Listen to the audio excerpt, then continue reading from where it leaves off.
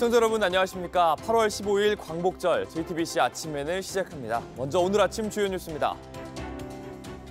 전직 대통령 부인 김건희 씨가 어제 구속 후 처음으로 특검 조사를 받았습니다. 김 씨가 진술을 거부하면서 조사는 약 2시간 동안 이루어졌습니다. 오늘 오후엔 김건희 씨 일가의 집사로 지목된 김예성 씨에 대한 구속영장 실질 심사가 열립니다. 광복절 특별 사면을 받은 조국 전 조국혁신당 대표가 오늘 자정 출소했습니다. 구속된 지 약 8개월 만입니다. 조 전 대표는 이번 사면이 검찰 독재가 종식되는 상징적 장면이라고 밝혔습니다. 광복 80주년인 오늘 서울 광화문에서 경축식과 함께 제21대 이재명 대통령 국민임명식이 열립니다. 광복 80년, 국민주권으로 미래를 세우다란 주제로 열리는 이번 행사엔 인터넷 신청으로 초청된 국민 3,500명이 참석합니다. 한화가 연장전에서 끝내기 밀어내기로 롯데를 이기고 4연승을 거뒀습니다. 선두 LG에 한 게임 차로 바짝 다가섰습니다. 롯데는 6연패에 빠졌습니다. 수영번호 4398번 전직 대통령 부인 김건희 씨가 어제 구속 뒤 처음으로 특검의 소환 조사를 받았습니다. 손에는 수갑을 찬 상태였습니다.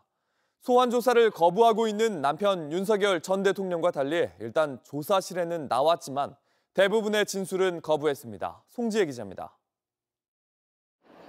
김건희 씨는 어제 오전 9시 52분쯤 법무부 호송차를 타고 광화문 특검 사무실에 도착했습니다. 구속된 피의자여서 건물 지하를 통해 조사실로 이동했기 때문에 외부의 모습이 공개되지는 않았습니다. 특검은 김 씨가 수의 대신 평상복을 입고 수갑을 찬 상태로 조사받았다고 전했습니다. 하지만 김 씨가 대부분 진술을 거부하면서 쉬는 시간을 뺀 순수 조사 시간은 2시간 10분에 불과했습니다. 특검은 오늘 피의자 김건희 씨를 상대로 부당 선거 개입, 공천 개입 관련한 조사를 진행하였습니다. 피의자는 대부분의 피의 사실에 대하여 진술 거부권 행사하였고 이미 구속된 상황에서 진술하면 할수록 오히려 재판에서 불리하게 작용할 수 있다고 판단했기 때문으로 분석됩니다.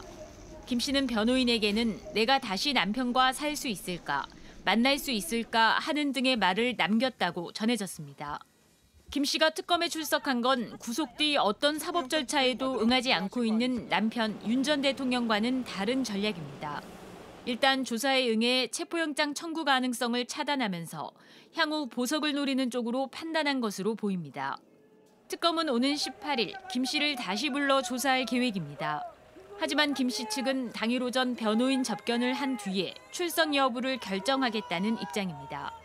한편 오늘 오후 2시 김건희 일가 집사로 지목된 김혜성 씨에 대한 구속영장 실질심사가 열립니다. 김혜성 씨는 자신의 회사 돈 수십억 원을 빼돌린 혐의를 받고 있습니다. JTBC 송지혜입니다. 진술을 거부해도 혐의를 입증할 증거는 계속해서 드러나는 중입니다. 먼저 도이치의 주가 조작입니다. 김 씨는 나중에는 큰 이득을 봤지만 2010년에는 6,700만 원 손해를 봤습니다. 그런데 추후 주포에게서 4,700만 원의 손실을 보전받은 사실이 드러났는데 남은 2천만 원을 별도의 수표로 받은 사실이 확인됐습니다. 지난해 검찰은 손실액이 맞지 않는다면서 무혐의를 발표했는데 이 수사를 뒤집는 사실입니다. 박현주 기자입니다. 지난해 9월 JTBC는 도이치 주가 조작의 1차 주포 이모 씨가 지인 명의로 김건희 씨에게 4,700만 원을 보낸 사실을 보도했습니다. 김건희 씨가 주가 조작 일당으로부터 손실을 보전받았다는 내용입니다. 하지만 지난해 검찰은 김건희 씨를 무혐의하면서 손실 보전도 없었다고 결론 내렸습니다.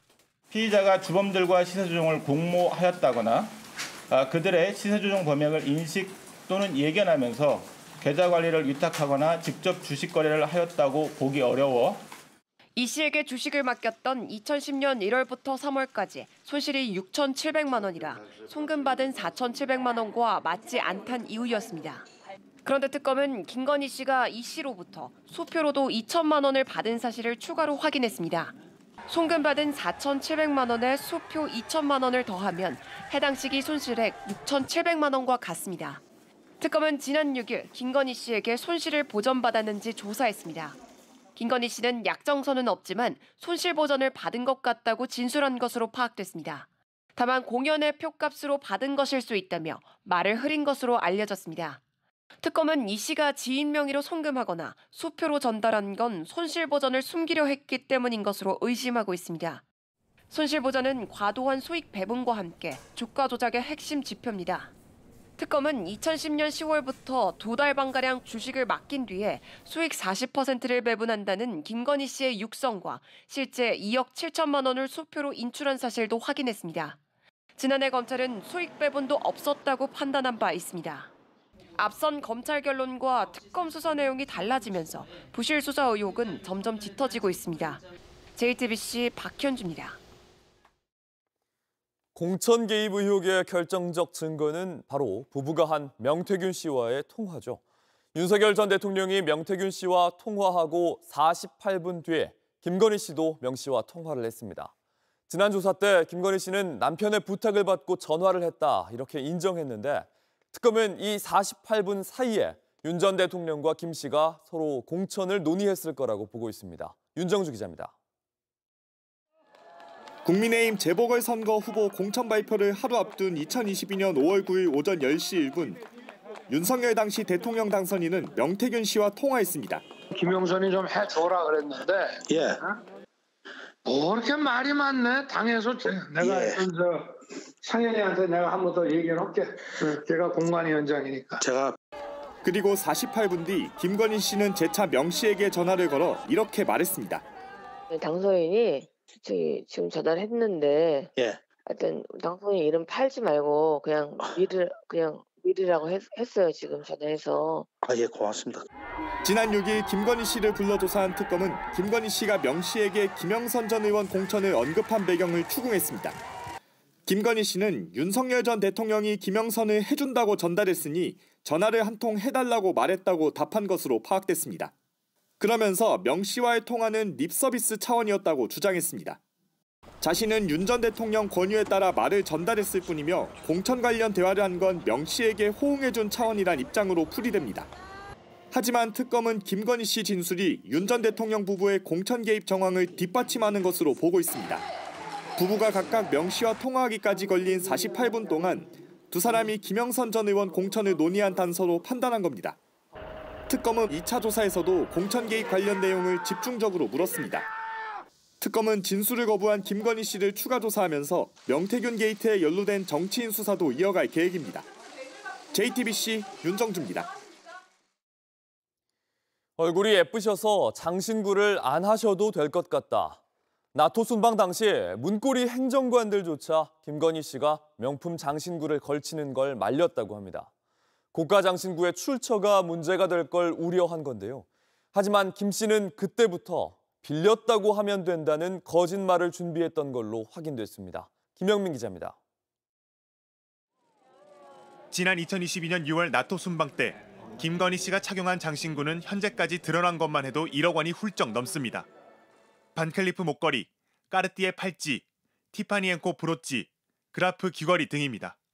김건희 씨의 문고리 행정관들도 고가의 장신구가 논란이 될까 노심초사했습니다.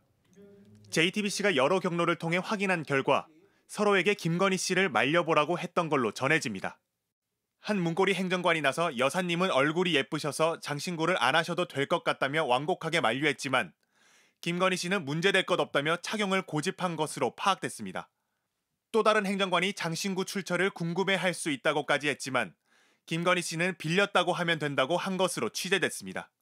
서희건설로부터 선물 받은 장신구를 착용할 때부터 이미 빌렸다는 거짓말을 준비했던 겁니다. 문고리 3인방의 만류에도 김건희 씨는 나토 순방 내내 명품 장신구를 착용하고 공식 일정을 소화했습니다. 뇌물로 의심되는 장신구를 공개석상에 차고 나가는 걸 아무도 제지하지 못했던 겁니다. 순방에서 돌아오자마자 논란이 불거졌고 대통령실은 김건희 씨가 말한 대로 지인에게 빌렸다고 해명했습니다. 하지만 김건희 씨는 이 같은 해명을 해놓고도 서희건설에게 곧장 돌려주지 않았고 1년 만이 지나 디올백 사건이 터진 뒤에야 잘 썼다며 돌려줬습니다. JTBC 김영민입니다. 순직 해병 특검은 군 호텔의 운영권이 넘어간 수상한 과정을 조사 중입니다. 수사 외압 의혹이 불거진 상황에서 밀리토피아라는 군 호텔의 운영권이 해병대로 넘어갔습니다. 해병대가 원하던 규모보다 훨씬 더 큰 2천억 원대의 호텔 운영권을 받은 건데 특검은 박정훈 대령을 감쌌던 김계환 당시 사령관이 이 사건 전후로 진술을 바꾼 것을 주목하고 있습니다. 유선희 기자입니다. 군인과 예비역들이 주로 이용하는 군 호텔 밀리토피아입니다. 국방부가 운영하던 이 호텔은 밀리토피아 바이 마린으로 이름을 바꾸고 지난해부터 운영권이 해병대로 넘어갔습니다. 손직 해병 특검팀이 이 과정에 대한 수사에 들어간 것으로 JTBC 취재 결과 확인됐습니다. 해병대 사령부는 2022년 이 호텔에 3분의 1 규모의 회관을 새로 짓겠다고 보고했습니다. 이 계획은 이듬해 최상병 순직 한 달 전까지 그대로 논의됐습니다. 국방부 및 각 군의 복지기금 등으로 지원을 하는 것이 일환인데 의원님 말씀대로 일반 해교의 건설 방안이 가능할지. 해병대는 수천만 원을 들여 신축 연구용역 보고서까지 만들었습니다. 그런데 최상병 순직 한 달 뒤 이종섭 당시 국방부 장관에게 보고되는 고위정책 간담회에서 갑자기 밀리토피아 운영권을 해병대로 넘기는 방안이 나왔고 한 달 뒤 그대로 확정됐습니다. VIP 경로로 인한 수사 외압 의혹이 불거진 상황에서 해병대가 원하던 것보다 3배 큰 호텔의 운영권을 갑자기 준 겁니다. 특검팀은 김계환 당시 해병대 사령관의 수첩에서 밀리토피아에 대해 감사하다는 취지로 적은 자필 메모도 확보했습니다. 최상병 순직으로 비판을 받던 김 전 사령관은 순식간에 해병대의 염원을 이룬 사령관이 됐고 이듬해 개관식에서 당당하게 해병대 예비역 선배들 앞에 섰습니다. 특검팀은 사건 초기에 박정훈 대령을 감싸던 김 전 사령관의 진술이 밀리토피아 얘기가 나온 직후부터 박 대령을 공격하는 방향으로 바뀐 과정을 주목하고 있습니다. VIP 경로 사실을 알면서도 끝까지 이를 감추고 박 대령의 거짓말로 몰아간 과정에 밀리토피아가 영향을 미쳤는지 확인하고 있는 겁니다. JTBC 유선입니다. 온라인에서 화제가 된 뉴스, 화제가 될 뉴스를 골라 전해드립니다. 아침엔 소셜픽입니다.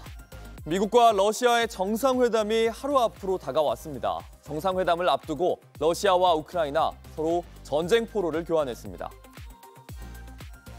전쟁은 첫 등굣길을 함께 할 거라고 약속했던 아버지를 3년 동안이나 아들에게서 빼앗아갔습니다. 가족들은 돌아오는 아버지가 아이와 함께 새학기 등굣길을 걸을 거라고 믿고 있습니다. Папа, привет! Это я! Не узнал меня? Я тебя буду обнимать. 현지 시간 14일 러시아의 포로로 붙잡혀 있던 아버지가 도착하자 아이는 아버지를 껴안고 눈물을 터뜨렸습니다. 러시아 국방부 또한 우크라이나에서 돌아온 전쟁 포로들의 모습을 공개했습니다. Спасибо за возвращение нас домой. Спасибо вам большое. Спасибо. 이번 포로 교환으로 양측에서 군인과 민간인 등 각각 84명이 풀려났습니다. 포로 중엔 2022년 러시아 침공 이전부터 10년 넘게 구금돼 있던 우크라이나인도 포함되는데요. 하지만 한편으로 두 나라 정상회담 직전에도 드론 공격을 이어가고 있습니다. 미러 정상회담 결과에 따라 전쟁은 분기점을 맞을 걸로 보입니다. 미국 워싱턴에서 한 남성이 경찰에게 샌드위치를 던진 사건이 화제입니다. 트럼프가 범죄와의 전쟁 발표한 것과 맞물리면서 긴장감을 키우고 있습니다. You see these fascists right here? Fascists? Shut! 지난 주말 미국 워싱턴 DC에서 한 남성 경찰을 향해 고래고래 소리를 지릅니다. 손가락질을 시작하더니 손에 든 샌드위치 이렇게 경찰관에 던지고서는 도망쳤습니다. 펜본 뒤 미국 법무부 장관은요, 이 범인이 30대 법무부 직원으로 밝혀졌다며 곧바로 해고하고 중범죄 혐의로 기소하겠다고 알렸습니다. 법 집행관을 건드리면 우리가 갈 거다 이렇게 경고도 했습니다. 이 사건 트럼프 대통령이 수도에 주 방위군을 투입하고 경찰을 통제하겠다는 발표 전에 벌어진 일인데요. 하지만 군인과 경찰을 거리에 투입하겠다는 발표에 더해서 국회의사당의 폭도는 사면하면서 샌드위치 투척은 중범죄로 다루겠다는 거냐 반발이 이어지고 있습니다. 온라인에선 멍청한 행동으로 경력을 날렸다는 조롱, DC의 영웅이란 반응 서로 맞섰습니다. 카타르 월드컵에서 멀티골을 기록한 후 덴마크로 날아갔던 조규성, 부상에서 돌아왔습니다. 소속팀 덴마크 미트윌란은 출전 명단과 함께 조규성의 모습을 공개했습니다. 월드컵 때 장발의 모습은 온데간데 없이 빨간 머리가 눈에 띕니다. 웰컴백, 잘 돌아왔다는 인사와 함께 미트윌란 SNS에 조규성이 팬들과 인사하고 손을 치켜드는 모습을 공유했습니다. 두 명의 한국 선수죠. 이한범과 조규성의 유니폼이 나란히 올린 모습도 기대감을 높였습니다. 결국 공개한 프레드릭 스타와의 경기 출전 명단, 조규성의 얼굴 그리고 이름을 함께 볼 수 있었는데요. 1년 3개월 만에 복귀입니다. 조규성은 지난해 시즌을 마무리한 뒤에 무릎 수술을 받았는데 합병증 때문에 복귀가 어려워졌습니다. 하지만 최근 훈련 장면에서 마치 만화 속의 강백호처럼 머리를 짧게 자르고 한층 다부져진 몸을 공개하면서 돌아올 것을 예고했습니다. 14일 유로파리그 3차 예선 원정 경기에 2대0 미트윌란의 승리로 끝났지만 조규성은 출전하지는 못했는데요. 그럼에도 곧 복귀 전의 활약 머지않아 보입니다.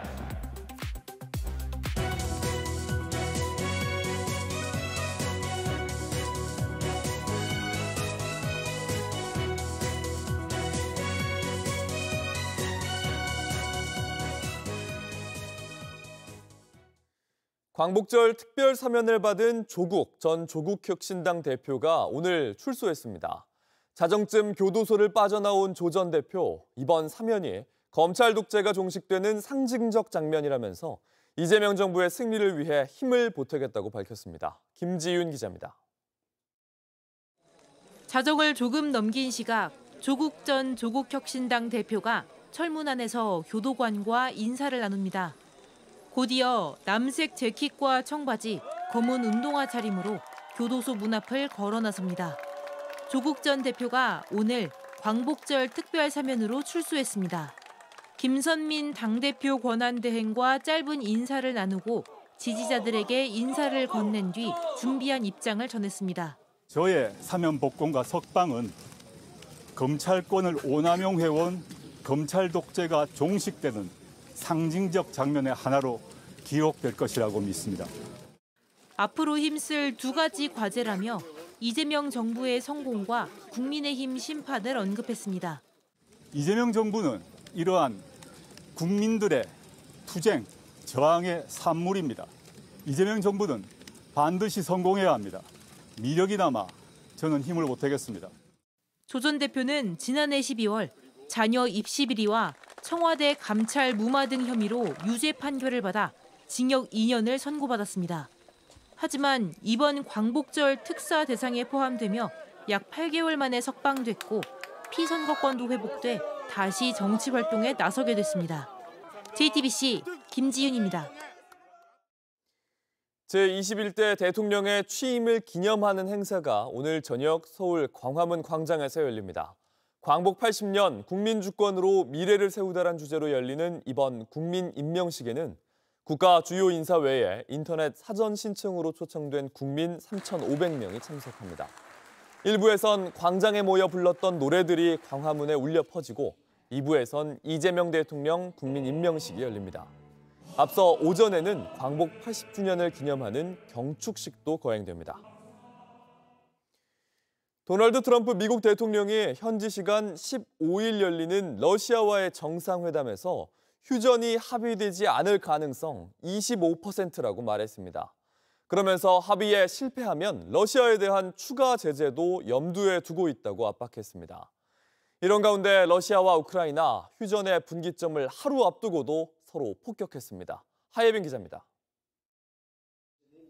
트럼프 대통령은 미러 정상회담 성공을 전제로 우크라이나까지 함께하는 3자 회담을 하겠다고 했습니다. 미러 정상회담은 현지 시간 15일 알래스카에서 열릴 예정입니다. 미국은 3자 회담에서 우크라이나 전쟁의 휴전 또는 종전 합의를 이끌어낸다는 계획입니다. 트럼프 대통령은 푸틴과 합의할 수 있다고 믿는다면서 3자 회담에서의 미국의 역할을 중재자로 규정했습니다. Second meeting is going to be very, very important because that's going to be a meeting where they make a deal. I'm not going to negotiate the deal. I'm going to let them negotiate their deal. 회담이 실패하면 추가 제재도 고려한다면서 러시아를 압박했습니다. But there is a 25% chance that this meeting will not be a successful meeting. Economic sanctions are very powerful, and economic incentives are very powerful, both. You'll hit them with more sanctions? Oh, sure. If it's not solved. 한편 러시아와 우크라이나는 정상회담을 하루 앞둔 이날까지 공방전을 이어갔습니다. 러시아 남부에선 아파트 건물이 공격을 받아 수십 명이 다쳤고 중부에서도 드론 공격으로 주유소에 불이 났습니다. 우크라이나 동부 접경 지역에선 러시아의 공습으로 최소 2명이 숨졌고 민간 차량이 공격을 받기도 했습니다. JTBC 하혜비입니다. 프로야구 한화가 강한 뒷심으로 롯데의 역전승을 거뒀습니다. 리베라토의 극적인 동점 솔로 홈런이 만든 연장전, 끝내기 밀어내기로 롯데를 제압했습니다. 한화가 거둔 4연승으로 이제 선두 LG와는 단 한 경기 차입니다. 이재승 기자입니다. 9회 말 한 점 뒤진 한화의 마지막 공격. 투볼 투 스트라이크로 몰린 리베라토가 극적인 동점 솔로 홈런을 터뜨립니다. 롯데 마무리 김원중의 직구를 잡아당겨 8m 높이의 몬스터볼을 훌쩍 넘겼습니다. Se sintió demasiado bien que no tengo ni palabras. Bueno, yo digo que seguir trabajando duro, seguir jugando la pelota como lo estamos jugando y seguir enfocado en ejecutar las situaciones, que eso es lo más importante. 연장에 들어간 두 팀은 모두 균형을 깨뜨릴 기회를 한 번씩 얻었습니다. 롯데는 10회 초 투아웃에 주자 2, 3루 기회를 잡았지만 장두성이 헛스윙 삼진을 당하며 물러났습니다. 반면 한화는 11회 말 투아웃 만루 찬스에서 이원석이 끝내기 볼넷으로 경기를 마무리했습니다. 한화는 롯데를 5대4로 제압하고 4연승을 이어가며 2위 자리를 지켰습니다. 우천으로 경기를 치르지 못한 1위 LG와의 격차를 한 경기 차로 좁혔습니다. 롯데는 6연패 늪에 빠지며 선두 경쟁에서 멀어졌습니다. 대구에서 펼쳐진 삼성과 기아의 맞대결에선 홈런 5방을 앞세운 기아가 10대4로 승리했습니다. 유즈덤이 말루 홈런과 솔로포를 치며 맹활약했습니다. 기아는 3연승을 달렸고 삼성은 5연패에 빠졌습니다. JTBC 이재승입니다. 날씨입니다. 광복절인 오늘은 낮 기온이 크게 오르며 폭염특보구역이 확대되겠습니다. 낮 최고 기온은 서울이 32도, 광주 34도, 대구 35도 등으로 어제보다 2도에서 5도가량 높겠습니다. 곳에 따라 가끔 소나기가 내리겠고 주말 내내 무더위가 계속되겠습니다. JTBC 아침엔을 마칩니다. 다음 주도 7시 반에 아침을 열겠습니다. 시청해주셔서 감사합니다.